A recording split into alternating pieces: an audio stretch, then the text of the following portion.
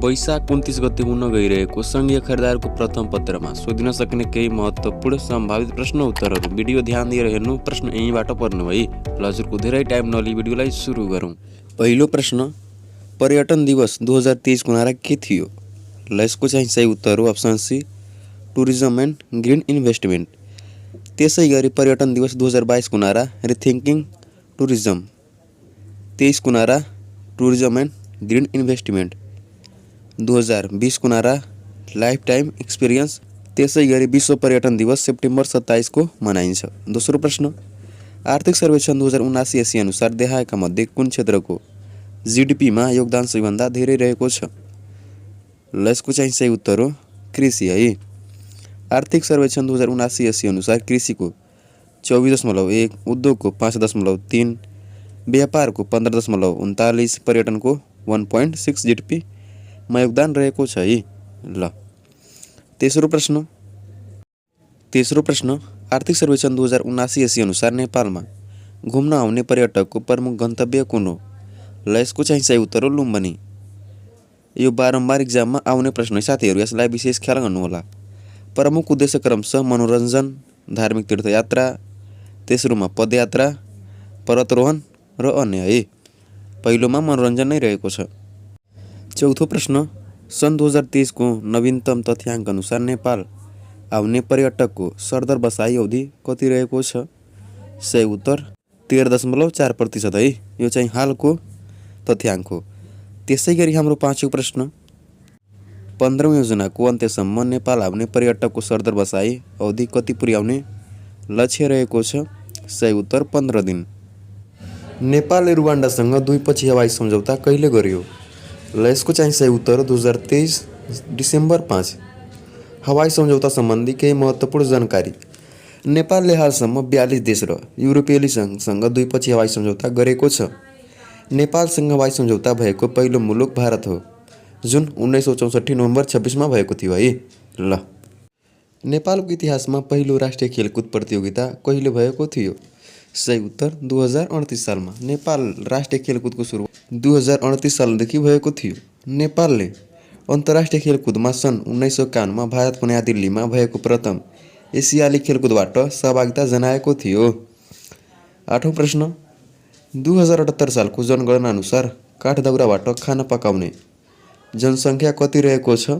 सही उत्तर 51%। त्यसै गरी बिजुलीबाट 0.5, एलपिजी ग्यासबाट 44.3, काठदाउराबाट 51%। चन्द्र ज्योतिलाई कुन जलविद्युत आयोजनाको पुरानो नाम भनेर चिनिन्छ? सही उत्तर फर्पिङ जलविद्युत आयोजना।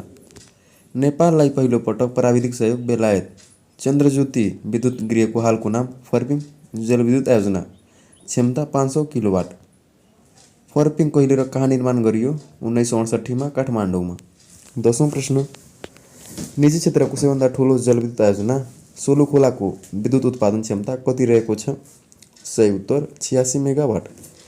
निजी क्षेत्रको सबैभन्दा ठुलो जलविद्युत आयोजना सोलुखोला। सोलुखोला कुन जिल्लामा अवस्थित छ? सोलुखुम्बु। सोलुखोलाको उद्घाटन कहिले भयो? 79 फागुन 23। जलविद्युत आयोजना उद्घाटन कसले गरियो? पुष्पकमल दाहाल प्रचण्ड। यसको क्षमता 86 मेगावाट। नेपाल सरकारको आफ्नै लगानीमा सम्पन्न पहिलो जलविद्युत आयोजना कुन हो? सही उत्तर सुन्दरी जलविद्युत आयोजना। नेपालको पहिलो जलविद्युत आयोजना फर्पिङ। सरकारले आफ्नै लगानीमा निर्माण गरेको पहिलो सुन्दरी जल, क्षमता 640 किलोवाट। निजी क्षेत्रबाट निर्माण सम्पन्न गरिएको पहिलो खिम्ती जलविद्युत आयोजना 60 मेगावाट क्षमता। 12औँ प्रश्न, मस्याङदी जलविद्युत आयोजना कुन जिल्लामा सञ्चालित छ? सही उत्तर तनहुँ। मध्य मस्याङदी जलविद्युत आयोजना लमजुङ जिल्लामा रहेको छ भने मस्याङदी जलविद्युत आयोजना तनहुँ जिल्लामा रहेको छ। त्यहाँ चाहिँ नझुक्नु होला है। 13औँ प्रश्न, निर्माण सम्पन्न मध्ये नेपालको सबैभन्दा ठुलो जलविद्युत आयोजना पहिचान गरी सो कुन जिल्लामा अवस्थित छ? पत्ता लगाउनुहोस्। ल यसको चाहिँ सही उत्तर हो दोलखा है। जलविद्युत उत्पादनका हिसाबले नेपालको भूगोलको सबैभन्दा धनी प्रदेश गण्डकी प्रदेश हो, तर सबैभन्दा धेरै विद्युत पहुँचमा रहेको प्रदेश मधेस, सबैभन्दा कम विद्युतमा पहुँच रहेको प्रदेश कर्णाली प्रदेश। 15औँ प्रश्न, नेपाली इतिहासमा पहिलोपटक बिजुली बत्तीको व्यवस्था गर्ने राणा प्रधानमन्त्रीको हुन्? सही उत्तर चन्द्र शमशेर। नेपालमा ऊर्जा दिवस कहिले मनाइन्छ? जेठ 9। नेपालमा पहिलो बिजुली बत्ती कहिले बलेको थियो? 1968 जेठ 9।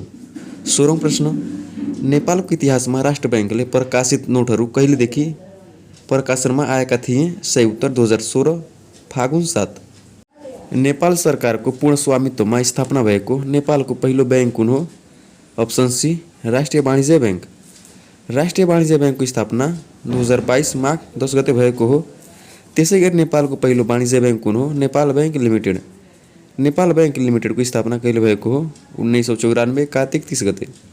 नेपाल राष्ट्र बैंकको स्थापना कहिले भएको हो? 2013 वैशाख 14 गते। 18औं प्रश्न, क्यूआर कोड लागू गर्ने नेपालको पहिलो बैंक कुन हो? सही उत्तर नबिल बैंक लिमिटेड। सर्वप्रथम इन्टरनेट ब्याङ्किङ सेवाको सुरुवात गर्ने बैंक कुमारी बैंक। सर्वप्रथम एसएमएस मोबाइल ब्याङ्किङ सेवाको सुरुवात गर्ने बैंक लक्ष्मी बैंक। नेपालमा सर्वप्रथम रोबोट प्रयोग गर्ने बैंक एसबिआई बैंक। नेपालमा सर्वप्रथम एटिएम कार्ड प्रचलनमा ल्याउने बैंक एभरेस्ट बैंक। नेपालमा सर्वप्रथम क्रेडिट कार्ड प्रचलनमा ल्याउने बैंक हिमालय बैंक है। यी सबै कन्ट गर्नु होला, प्रश्न यी भित्रबाट नै आउने हो। 19औं प्रश्न, राष्ट्र बैंकको डेपुटी गभर्नरको नियुक्ति कसको सिफारिसमा हुने गर्दछ? सही उत्तर गभर्नर। गभर्नरको नियुक्ति कसले गर्छ? नेपाल सरकारको मन्त्री परिषदले। ल साथीहरू, त्यसै गरी हाम्रो आजको अन्तिम प्रश्न, नेपाल राष्ट्र बैंकका वर्तमान गभर्नर महाप्रसाद अधिकारी कतिऔं गभर्नर हुन्?